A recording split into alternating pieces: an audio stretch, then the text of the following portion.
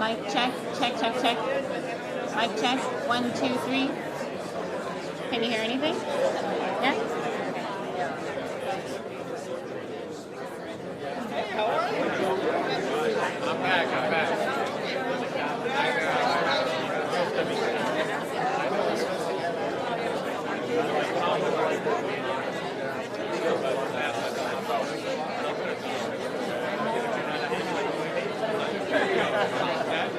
That'd be lucky. Cold.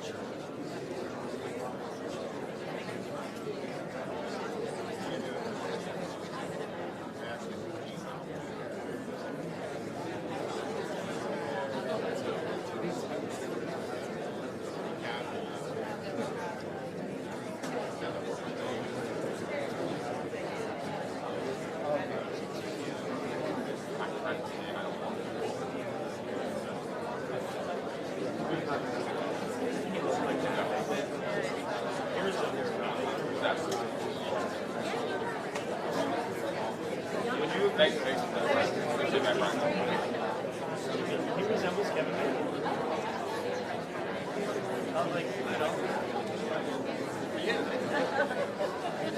Oh, absolutely. I love to embarrass him. That is Kevin Bacon. You should see him dancing.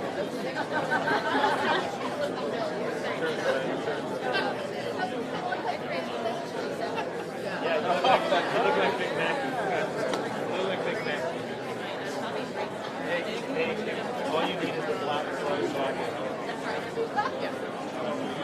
Man, you're never going to let that down. She's absolutely crazy.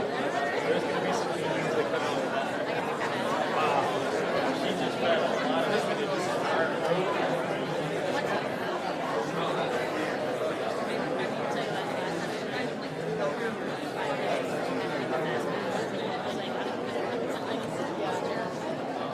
Hi, everybody. I'm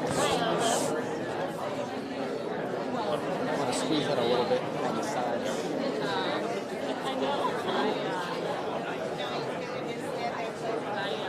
Everybody, please silence their cell phones if they haven't done so already.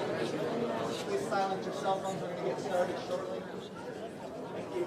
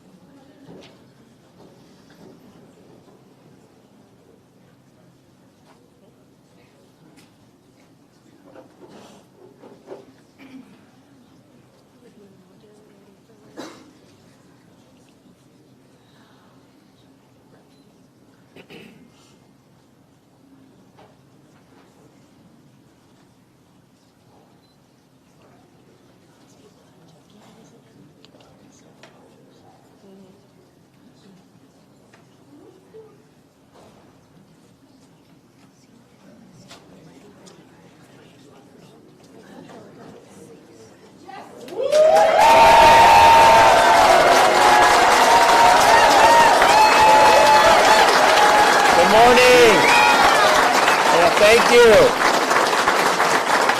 Good morning. Great to see everybody. Great to be back in Southwest Florida. Great to be here in Cape Coral. I want to thank the Cape Coral Police Department and Chief Anthony Sizemore for hosting us here this morning. I also want to recognize a lot of folks we have with us for today's announcement. We have the Executive Director of the Florida Housing Finance Corporation, Trey Price. We have Cape Coral's own Department of DEO Secretary Dane Eagle is with us here. We have Lee County Sheriff Carmine Marcino is here.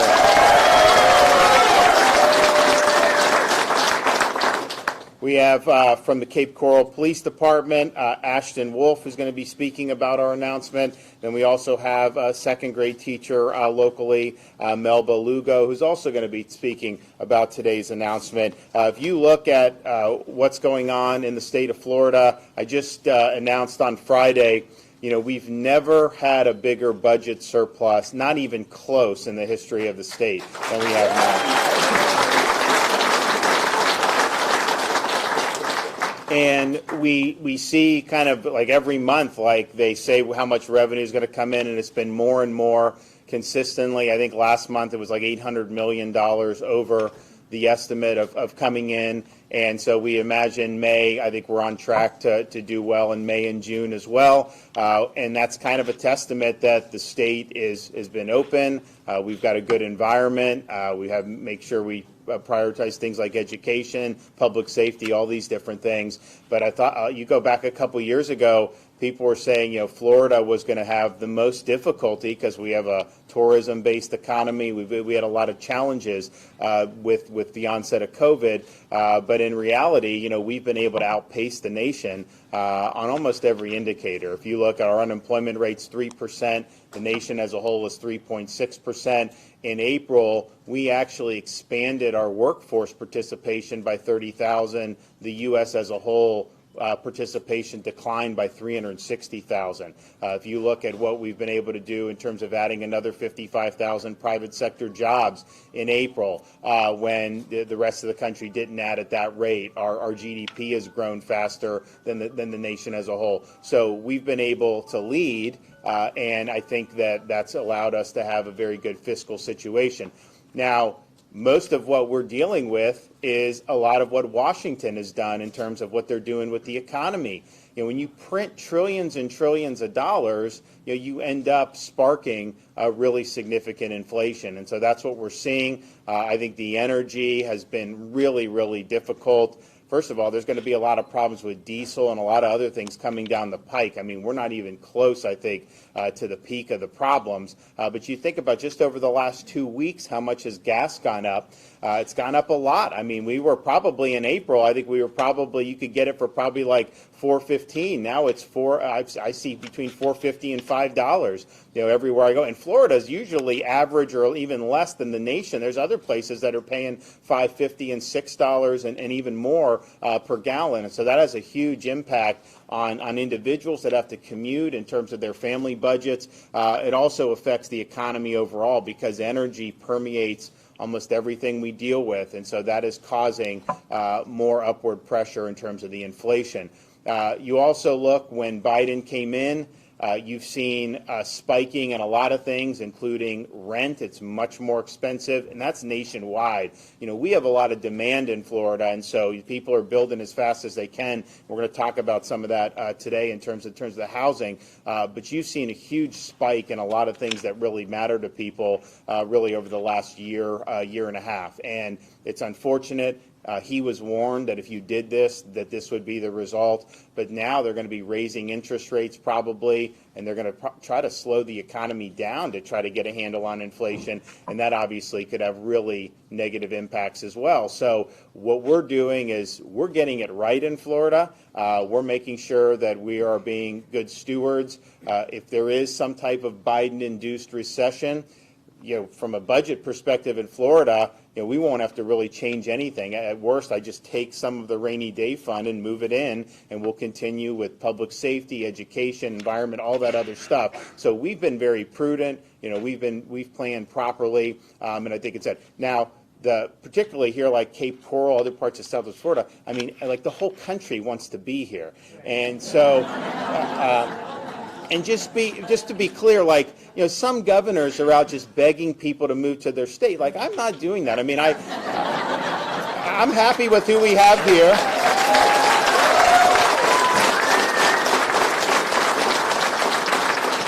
I'm happy with what we have, but I think the reality was you're looking at living in some of these other parts of the country, where they had lockdown policies infinitum.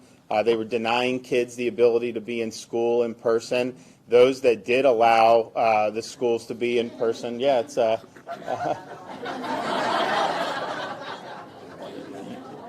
yes, there we go.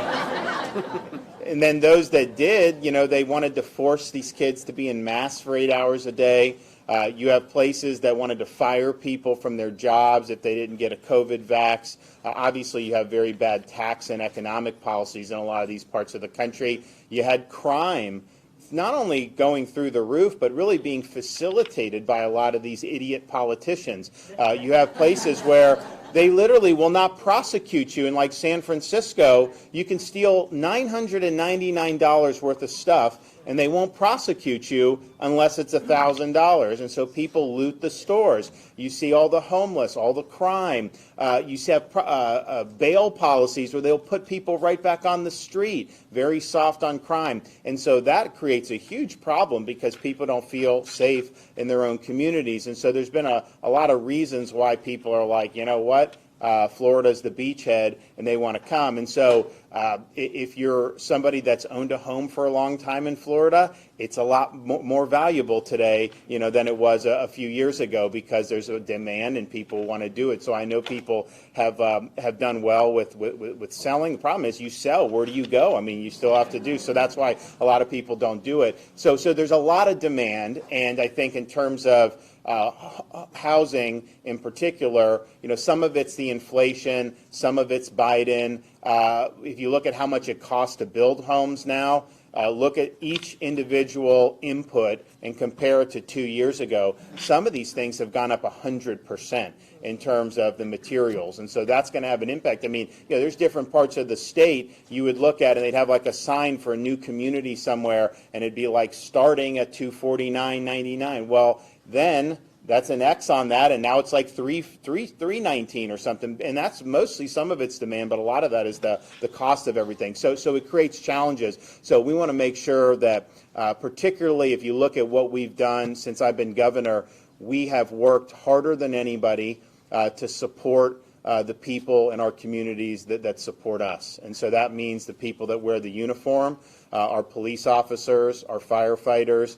This 2021-22 budget, our current year, yet other places that were taking funding away from law enforcement, we did $1,000 bonuses for every sworn law enforcement and fire in the state of Florida.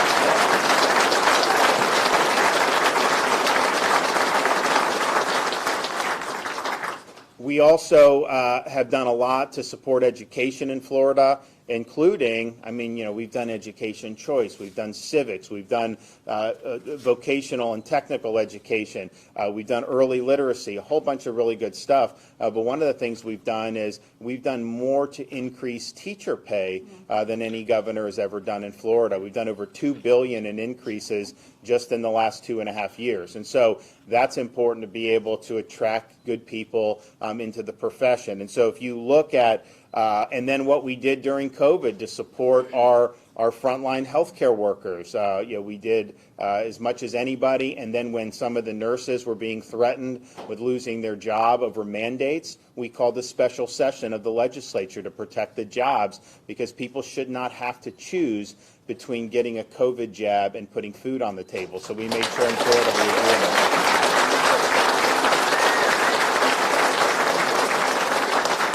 And we saved a lot of jobs with law enforcement, too. I mean, they may not have done those mandates here in Lee County, but there's other places in Florida where they may have done it. They tried to do firefighters in places like Gainesville and Orange County, and we were able to save those jobs. And so we're very, very happy about that. But if you look at the communities are growing, that's great, but you need to have these folks as important parts of the community. You got to have people who are willing to wear the uniform for police, fire. You got to have good teachers. You got to have good nurses. All these things are just vital. And so what we're going to do today is really make a good announcement, because the thing is if they want to recruit a police officer to work, say, for Cape Coral Police Department, it really matters if they can afford to have a home here and live in the community and shop in the same stores, to go to groceries and see everybody, than if you have to commute from like far away just because you're 45 minutes away maybe is where you can find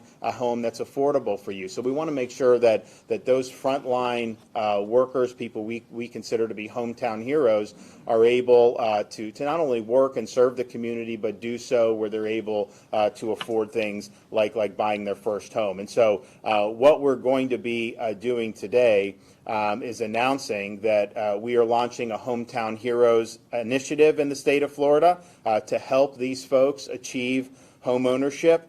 This is a $100 million program that will provide down payment and closing cost assistance to more than 50 different professions when buying their first home. So that will include all sworn law enforcement officers in the state of Florida, all paramedics, all firefighters, all EMTs, all 911 operators, our correctional operators, probation, juvenile detention officers, our teachers, our child care operators and daycare instructors, and of course, our registered nurses and other home health aides and healthcare practitioners. And so if you're somebody that is here serving our community in those vital roles, you now have the ability through our Hometown Heroes program to get assistance to be able to purchase that first home. Now, to honor those who've served and sacrificed for our country, the following will qualify for this program, whether they're first-time home buyers or not. All military veterans, all active duty service members who are moving to the state of Florida, and all surviving spouses of deceased veterans. And so if you need assistance, you will be there as well. And if you think about what we're doing in terms of helping with affordability, this is part of it. The bonuses are a big part of it. The salary increases are a big part of it for teachers. You know, we didn't need to do it for Lee County per se, but you know, we have a lot of rural counties, and so in this year's budget, we did a huge amount of money to increase salary for these rural deputies because it's harder to recruit, and so we're doing that. We've also done our retention and recruitment program in Florida, where if they have an opening, how many openings do you have? And do you have openings right now? We got a waiting list, Governor. Oh, you got a waiting list? Waiting list. Okay. You guys have openings? We are getting more people. We're growing. So you're fine. Okay. Yeah. You know, some people, so they have a waiting list. That used to be for pretty much any sheriff's department. It'd be very difficult to get these jobs. And over the years, you had more and more that had availability and didn't necessarily have all the flood of applications. But I think what we've done is really help change the narrative in Florida because we've supported the people wearing the uniform. But what we've said in the bill I signed a couple months ago, if you're working in these other places that are treating these people horribly who wear the uniform, they get no support, very low morale. And if you leave from like Seattle and you come to Cape Coral or to Lee County Sheriff, you get a $5,000 signing bonus right at the top. And so that's going to really send a signal that that this is the place to be for safe communities. And I think you've seen a big uptick in interest. I think people want to be here. Part of it, it's a great place to live and everything, but they do know they're going to get the support. And I think if you look about how they were treated over the last many years, but particularly summer of 2020, they're out there. I mean, first of all, you have all these protests against the police. They're saying to defund the police. But that was when people were yelling at you if you wanted to leave your house back then. And then all these public health people were like, no. You're not allowed to go to the beach. You're not allowed to go protest lockdowns, but you can protest the police. That was when you knew all this was such a fraud. I'm sorry, like how these people are. They're partisans.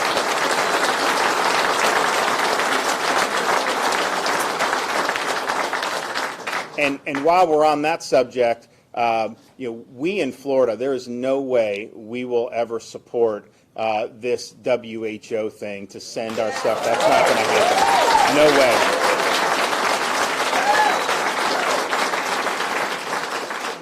But you saw a lot of these elites advocate very pernicious policies, and part of the reason people want to move here is because we rejected those policies. But they advocated very pernicious policies, including locking kids out of school, and now even Harvard is doing studies showing Florida, there was no increase in the achievement gap between rich, poor, black, white. The lockdown states that kept the kids out of school, you've seen a big increase in the achievement gap. So that's going to linger for years and years and years. And we know that's one of the reasons we do early literacy, and we put put so much of a focus in Florida, because if you don't read at grade level by third grade, the chance that you drop out of school goes up dramatically. Well, I think you're going to see chronic academic deficiencies in those lockdowns. I mean, it's hard enough to get this right anyways, even under the best circumstances, but in those situations, they really did a lot of damage. And so those folks really failed the country, but they were actually cheerleading people attacking the police and protesting against the police. And so,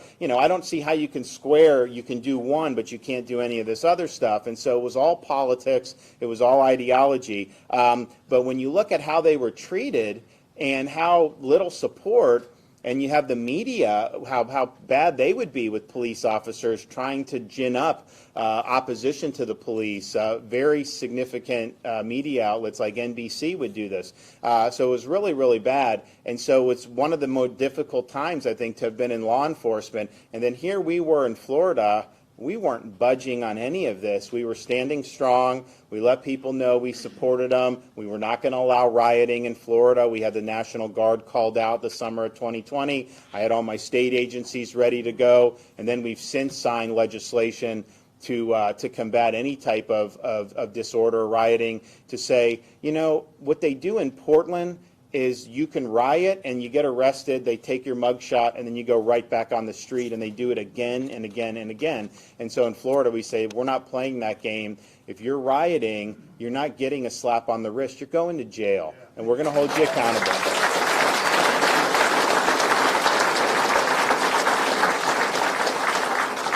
We also signed legislation that, and again, it's not going to be an issue in Cape Coral probably, hopefully, in many of our communities, particularly in this part of the state. But you look what's happening around the country, where they were slashing funding for law enforcement to, quote, defund the police. So we signed legislation prohibiting local governments from defunding law enforcement in the state of Florida.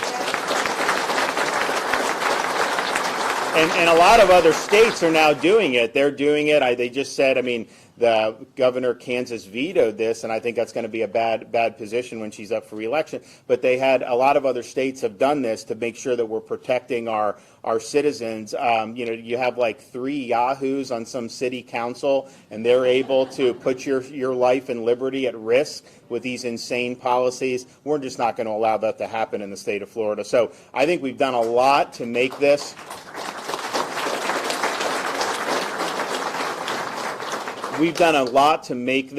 a great place to be for those who are serving our community's needs, and particularly those who are wearing the uniform. And what we did in the bill with the $5,000 bonus, we talk about recruiting the out-of-state because of the morale, but if you're a young person and you choose to go into law enforcement, you're also eligible for that $5,000 signing bonus. So what we're doing is we're showing and saying that this is a valuable vocation for people to do, and I think that that's important as well. Also scholarships for people to go to law enforcement training, and a whole bunch of really good stuff. So people know they're going to be good. So they come here. Any of our folks that are already here, people come, get the $5,000 bonus. Then you're able to apply to be a home buyer. 5% or up to $25,000 of mortgage loan amount you can get support from. This will be the highest and most inclusive income eligibility of any of Florida's housing's down payment assistance programs that we've ever had in this state. And it's a revolving loan program, so it's an investment that has the potential to serve Floridians for years to come. And to make sure that the program is accessible to every eligible home buyer in Florida, there are over 1,000 loan officers receiving training right now as we speak throughout the state. And Floridians, so the money will not be ready until July 1st when the fiscal year starts, but Floridians can begin applying through their lenders on June 1st. So a month in advance, you can apply as soon as those funds are released with the implementation of next year's budget.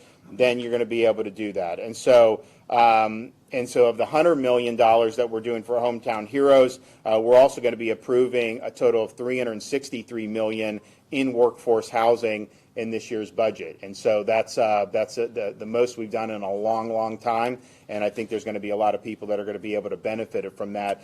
So we're going to continue to stand strong for those who support us. I'm really excited about this program. I think it's going to make a difference for Sheriff Marcino's deputies, for the police officers here in Cape Coral and all throughout the state of Florida. So I want to thank the legislature for stepping up for this, and I'm excited to be a part of it. So we're going to hear from some folks. So first we'll hear from Executive Director, Florida Housing Finance Corporation, Trey Price. Thank you, Governor. Yeah. Thank you so much.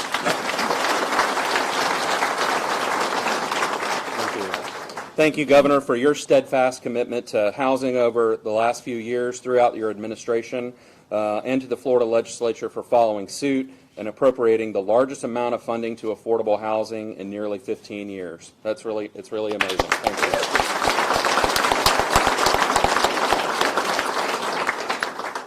As Executive Director of Florida Housing Finance Corporation, I'm excited to be here today celebrating the announcement of the Florida Hometown Heroes Housing Program. Our team at Florida Housing works with local governments, nonprofits, developers, lenders, and realtors throughout the state to create a high-quality housing solution that assists tens of thousands of Floridians each year. As the Governor mentioned, Hometown Heroes is the highest income eligible program we'll be offering, which will allow more hardworking middle-class families to take advantage of these resources. The program will officially open next Wednesday on June 1st, coinciding with the beginning of National Homeownership Month, an occasion that celebrates the value of owning a home for families, communities, and neighborhoods across America. We're extremely grateful to the frontline workers who've remained committed to their communities during these challenging times, many of whom must drive long hours to work because they can't afford to live in the same town that they work so hard to serve and protect. By helping these individuals bridge the financial gap to home ownership, they'll finally be able to achieve the American dream for their families. Thank you to our lender and realtor participants who have taken the time to be here today in support of this exciting announcement. As the Governor mentioned, we have more than 1,000 lenders throughout the state that are ready to begin assisting Floridians when the Hometown Heroes program launches next week.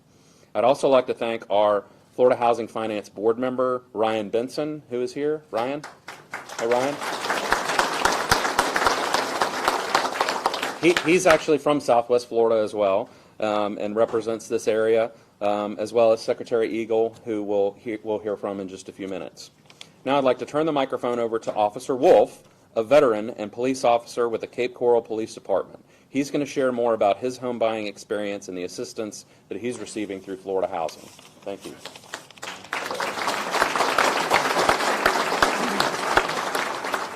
Good morning, everybody. I'm Officer Ashton Wolf. I've been with the police department and also in the military, serving my community roughly the past 4.5 years. I joined the military when I was 18. I was stationed in Washington State as an infantryman from 2016 to 2019. With that, I was a Tomahawk in the 1st Battalion, 23rd Infantry Regiment, 3rd Platoon, Black Hawk Company at Joint Base Lewis McChord. While inside the military, I traveled to a variety of locations, including our own border in Arizona, along with Thailand, South Korea, the Philippines, and India. I trained and also was trained by the respective nations' militaries. During the 3 years I was in Washington, I saw it go downhill quite a bit. Started off as a pretty great place to be at. Loved the summers, loved camping and everything like that. Over time, it's slowly, dwindled to what it is now. It's always been in the plan to be a cop, be in law enforcement. However, that kind of pushed me to join, law enforcement a little bit sooner than what I anticipated. When I got out of the military in 2019, I returned to what's my hometown, Cape Coral. I applied to the police department. Luckily, early 2021, I was able to get picked up and had the opportunity to start working for CCPD. They paid for me to go through the academy. They sponsored my way through, paid me while I was going through, and since roughly Thanksgiving of last year, I've been on my own, protecting the community that I grew up in.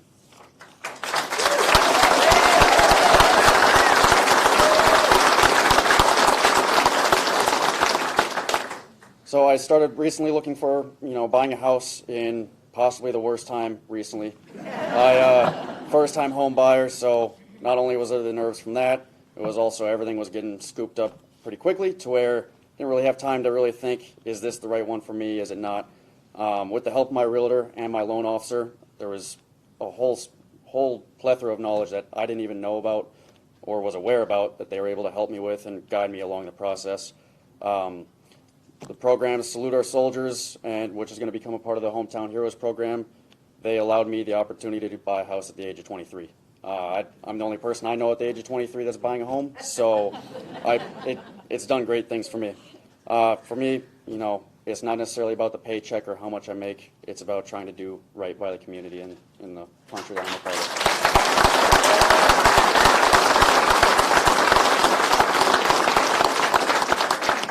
Thank you, guys. Now for Mrs. Lugo.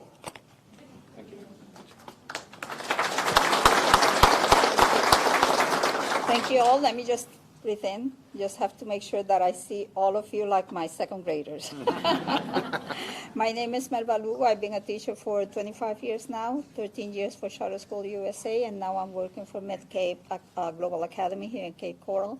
In one day, I changed cities, I changed jobs, I changed apartments, and I bought a house. Thank you for this program. So I want to thank Michelle, my lender. I want to thank all these people that have made this possible. Owning a house seemed like such a distant, far away dream for me. And he is 23, I'm 63. So at this age, you're supposed to be paying off your loan, your mortgage. I am just cutting a loan. But everything is good. Everything is beautiful when you walk in God's timing.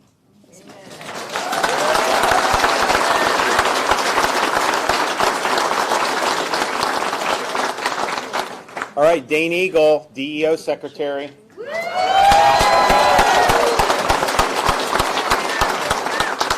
it's great to be back home in Cape Coral. Great to see some familiar faces. On Friday, the governor announced some pretty staggering economic data. Florida's unemployment is 3% compared to the nation's at 3.6%. And we continue to lead in economic growth. Please. We announced that over the last month, Florida's job growth doubled the nation's. We continue to grow in workforce while the nation shrinks, and we are the #1 state for migration than any other state in the nation. They're leaving New York, they're leaving California, where their unemployment rates are still over 4%, and they're coming right here to Florida. That's wonderful. But what does that mean for our home prices? That's great for people who own. I lived in Cape Coral. I worked in Cape Coral. I represented Cape Coral for 8 years. A lot of my friends are in the service industry, or they're our first responders, our nurses, our teachers, our returning veterans, and they're having a hard time buying. So while it's a blessing to have a rising home price while you live there, it could be a curse if you haven't bought yet. So the program that the governor's announcing today is wonderful. It's going to do wonders for our working class citizens. And beyond that, while the governor's been focused on our freedom first choices that make sure that people are leaving other states in droves, as he said, he's not crying out saying come to Florida. They're coming, and it's thanks to his policies in making sure that we are the #1 state in the nation. But beyond that, while his policies are making sure that Florida is leading in economic growth, we are also making sure that like we said, our working class citizens are not left behind. We're focused on affordable housing through our programs at Florida Housing and Finance with Trey Price. At DEO, we have the Homeowners Assistance Fund, and we have disaster recovery to make sure that homes are rebuilt after storms. And you know what? When the federal government stiffed Fort Myers after tornadoes, the governor stepped in and helped raise the money personally to make sure that homes are rebuilt.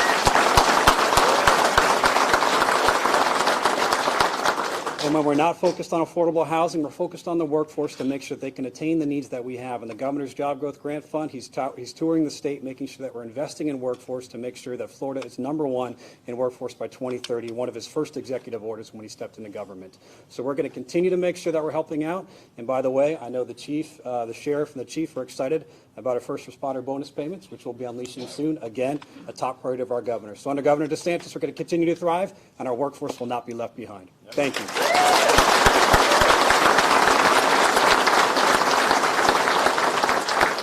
And yeah, we're going to be doing, so we did the $1,000 bonuses for every police officer, fire, EMT in the state of Florida 2021. We did it 2 years in a row. So it's in this year's, next year's budget starting July 1st, same thing that's going to have this money. So every single police officer, sheriff's deputy, firefighter, they're going to get probably sometime this summer, they're going to get another $1,000 bonus. So that'll be 2 years in a row that we did it.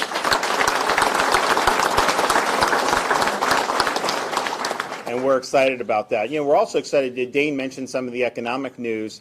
We had, in 2021, we set a record in this state for domestic tourism.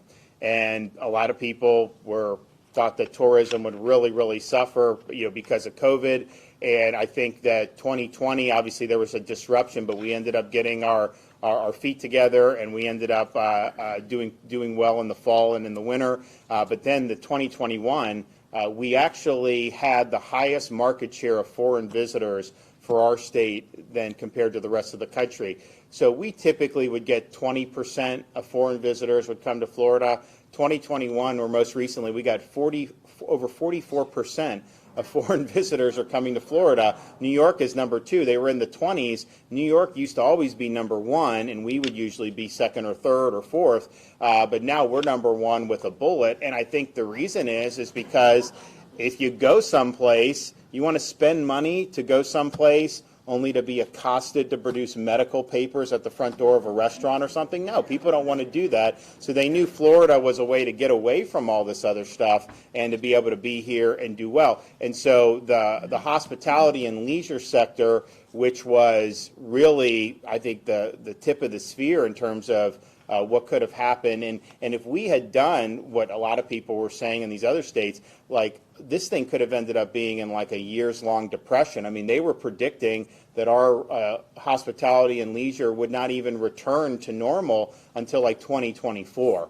And so not only did we blow that out of the water, we're doing better than we were even in 2019. And some of the industries that are very sensitive to kind of Fauci policies, like restaurants, our restaurants are absolutely booming in Florida.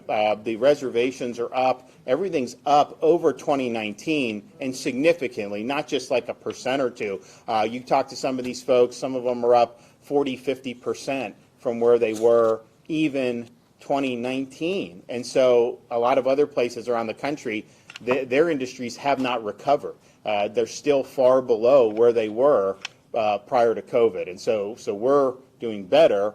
And obviously having things like good policies really makes a difference. And so we're proud of that as well. Now, this Hometown Heroes doesn't necessarily encapsulate those types of workers, but our other programs would be something that they could do. But that's important because people, as good as we're adding jobs, lower unemployment than the nation as a whole, outpacing them, that's great. We still have a lot of unfilled jobs in Florida. And part of it is if you want to recruit people, they got to be able to live and have a good lifestyle. So this is a great thing that we're doing today, and I look forward to continue to work hard implementing this. And then we also got a lot of other great initiatives coming out of this year's budget. Okay, anybody questions? Yes, sir. Governor, to go along with this, affordable home insurance is a big deal right now. Lawmakers meeting in Tallahassee.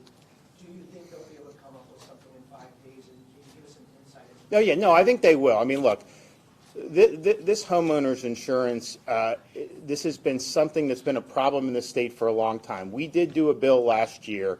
It had some good stuff in it. It did not have everything that I wanted to see. It was the legislature would only yield so much.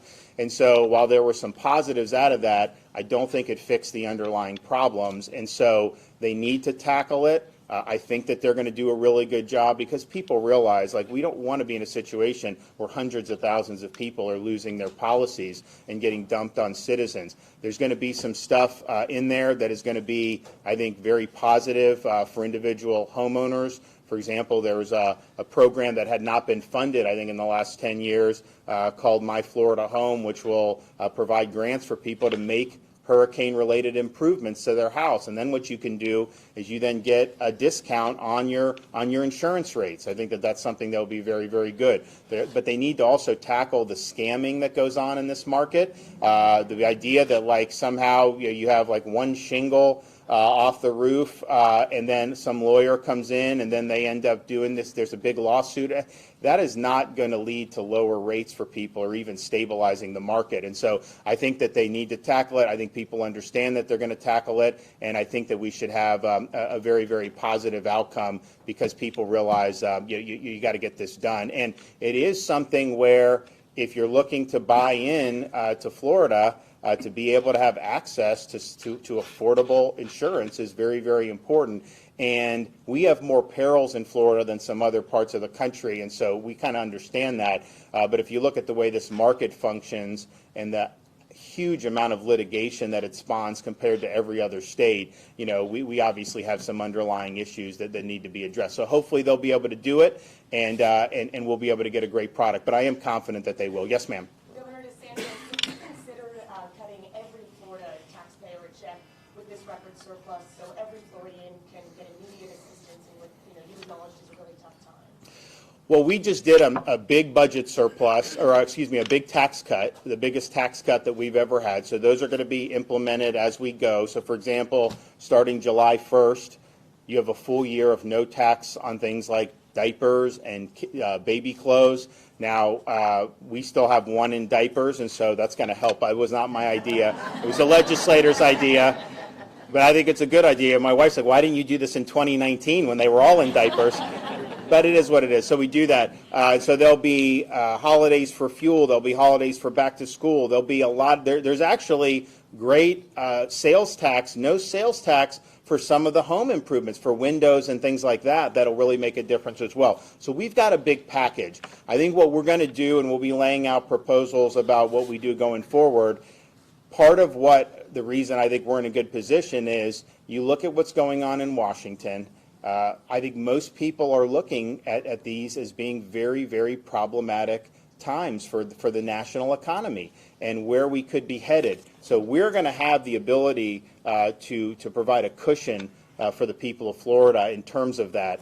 So you're not going to see education get cut, or infrastructure, or our environment, all the great stuff that we've done with our water projects and restoring the Everglades and stopping all the stuff that the Army Corps has done with Lake Okeechobee, discharging water. We want reservoirs to be able to handle that. So we're going to continue doing that 100%. Now, we are going to look to see, okay, here we are.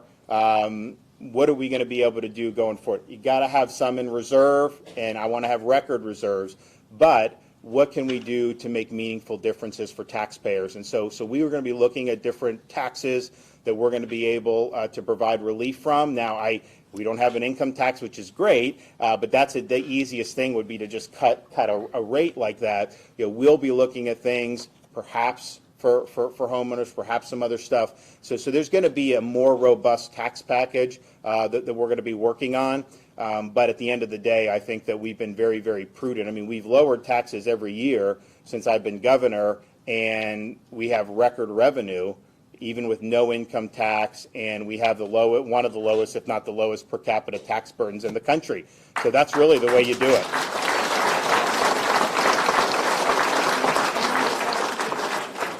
Citizens' property insurance.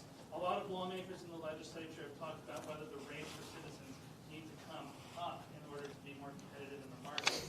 Can you tell me, is what the legislature is discussing this week going to result in those on citizens' property insurance seeing rate hikes higher than what they... I don't think that's what they're going to do. I mean, I think Citizens, obviously, if you have a private insurer that cancels your policy, you could get dumped into Citizens. Citizens, the rate is actuarially, below what an actuarial rate would be. We know that. We understand there's problems with it. It's really meant to be a stopgap. It's not the ultimate solution. But I think what they're going to focus on is stabilizing the overall insurance market, making sure that we don't have massive cancellations, providing protection against, for example, with, we've got some of these insurers like USA, they don't do very much in terms of homeowners in Florida. It's a great, veterans love it. It's a great place. I would love for that to be here. So we want to be able to attract more people to be able to offer this for people. And then if someone raises, then you have the ability, on the other hand, to shop around and have other options like you do in other types of insurance. So I think it's stabilizing the private market. We are going to do, I think they're going to do relief for individual homeowners with the improvements that will generate more favorable rates as well.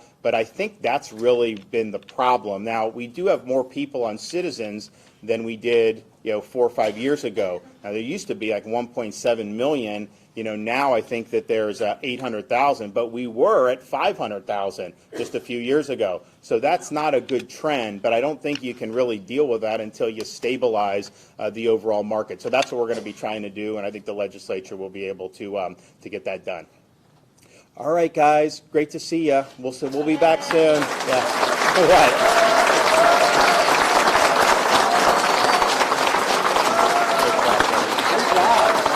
Please stay seated. Please stay seated. Yeah, please stay seated. Thanks, guys.